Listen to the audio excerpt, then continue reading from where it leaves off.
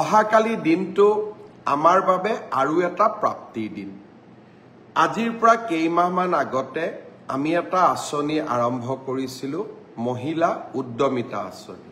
অৰ্থাৎ অসমৰ আত্মসহায়ক গোটৰ সদস্যসকলক ব্যক্তিগতভাৱে উপাৰ্জনমুখী কামত জড়িত কৰিবলৈ 10,000 টকাকৈ আমি সহায় কৰিম।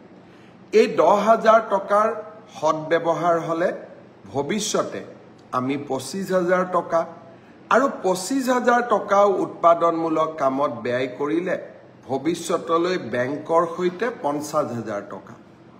যেতিয়া মই এই আঁচনিটোৰ কথা কৈছিলোঁ, মহিলা সমাজে অত্যন্ত উৎসাহেৰে আগবাঢ়ি আহিছিল।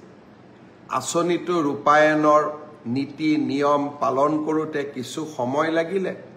কংগ্ৰেছে উলিয়াই দিলে যে মুখ্যমন্ত্ৰী এনেই কৈছে, মহিলাসকলক ঠগালে, মহিলাসকলক পইচা কেতিয়াও নিদিয়ে। অহাকালি বিহালীত এই আঁচনিটোৰ আমি শুভ উদ্বোধন কৰিম।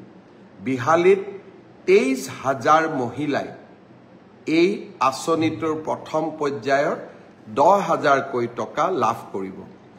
এই আঁচনিটোৰ জৰিয়তে অসমৰ আমি 27 লাখ মহিলাক 10,000 টকাকৈ প্ৰদান কৰিম, 2,700 কোটি টকা।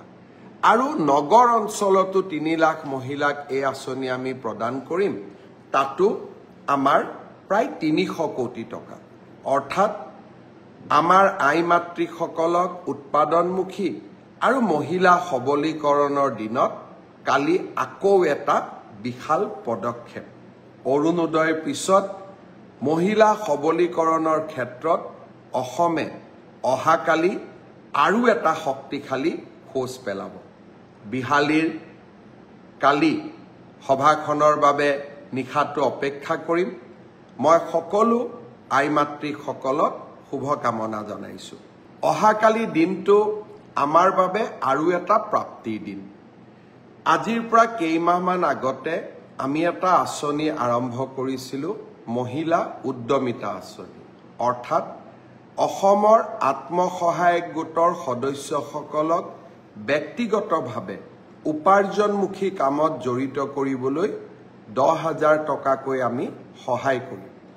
এই 10,000 টকাৰ সদব্যৱহাৰ হ'লে ভৱিষ্যতে আমি 25,000 টকা আৰু 25,000 টকাও উৎপাদনমূলক কামত ব্যয় কৰিলে ভৱিষ্যতলৈ বেংকৰ সৈতে 50,000 টকা। যেতিয়া মই এই আঁচনিটোৰ কথা কৈছিলোঁ, মহিলা সমাজে অত্যন্ত উৎসাহেৰে আগবাঢ়ি আহিছিল। আঁচনিটো ৰূপায়ণৰ নীতি নিয়ম পালন কৰোঁতে কিছু সময় লাগিলে। কংগ্ৰেছে উলিয়াই দিলে যে মুখ্যমন্ত্ৰী এনেই কৈছে, মহিলাসকলক ঠগালে, মহিলাসকলক পইচা কেতিয়াও নিদিয়ে। অহাকালি বিহালীত এই আঁচনিটোৰ আমি শুভ উদ্বোধন কৰিম।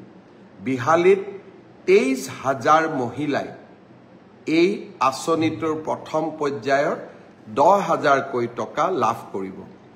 এই আঁচনিটোৰ জৰিয়তে অসমৰ আমি 27 লাখ মহিলাক 10,000 টকাকৈ প্ৰদান কৰিম, 2,700 কোটি টকা। আৰু নগৰ অঞ্চলতো 3 লাখ মহিলাক এই আঁচনি আমি প্ৰদান কৰিম, তাতো আমাৰ প্ৰায় 300 কোটি টকা। অৰ্থাৎ আমাৰ আই মাতৃসকলক উৎপাদনমুখী আৰু মহিলা সবলীকৰণৰ দিনত কালি আকৌ এটা বিশাল পদক্ষেপ। অৰুণোদয়ৰ পিছত মহিলা সবলীকৰণৰ ক্ষেত্ৰত অসমে অহাকালি আৰু এটা শক্তিশালী খোজ পেলাব। বিহালীৰ কালি সভাখনৰ বাবে নিশাটো অপেক্ষা কৰিম। মই সকলো আই মাতৃসকলক শুভকামনা জনাইছোঁ। আপুনি বিচৰা বাতৰি পাব কেৱল নিউজ 18 এপত। নিউজ 18 এপ ডাউনলোড কৰিবলৈ স্কেন কৰক এই QR কোড। গুগল প্লে ষ্টৰতো পাব এই নিউজ 18 এপ।